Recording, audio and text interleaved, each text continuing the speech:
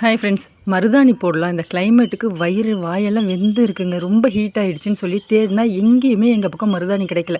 அப்புறம் ஒரு சிஸ்டர்கிட்ட சொல்லி வச்சோடனே, எங்கள் வீட்டில் சின்ன கன்று தான் இருக்குது, வேணா நான் எடுத்துகிட்டு வந்து தரேன்னு சொல்லி அவங்க கொஞ்சம் தான் எடுத்துகிட்டு வந்து தந்தாங்க. நான் கூட எல்லாருக்கும் பத்தாதுன்னு சொல்லிட்டு மாடியில் உட்காந்து இருட்டில் தாங்க இதை செய்கிறோம், நைட்டு போட்டுட்டு படுத்துடணும், ஏன்னா இப்போ தான் கிடச்சிது, அதனால் அப்பயே போட்டுடலான்னு சொல்லிவிட்டு நான் எடுத்துகிட்டு அப்படியே உருவிட்டேங்க.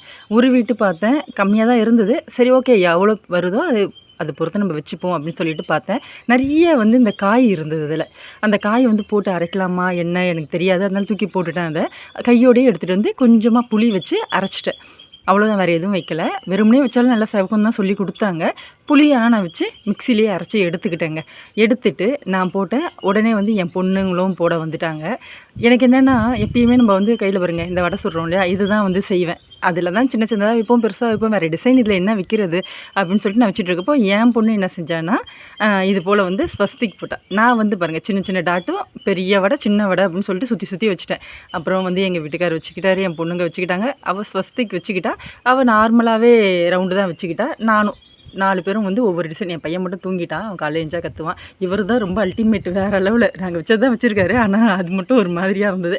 இருந்தாலும் சரி, எவ்வளோ செவக்குதுன்னு பார்க்கணுன்ட்டு வச்சதுக்கே எனக்கு இந்த அளவுக்கு கை செவந்தது. நான் வச்சதுக்கு, நான் வேறு யாருக்கும் வைக்கல, எனக்கு வச்சதுலேயே அந்த அளவு செவந்தது. அவங்கவுங்க வச்சதுக்கு கை இந்த அளவு செவந்தது.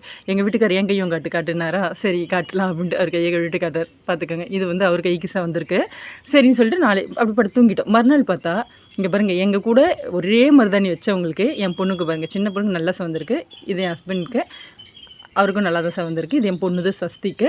இது பெரிய பொண்ணுது, அவளுக்கு மட்டும் ரொம்ப செவக்கவே இல்லை. எனக்கு தாங்க ஓகேன்ற அளவு செவந்திருந்து என் பையன் தான் காலையில் எழுந்து ஒரே அழுக.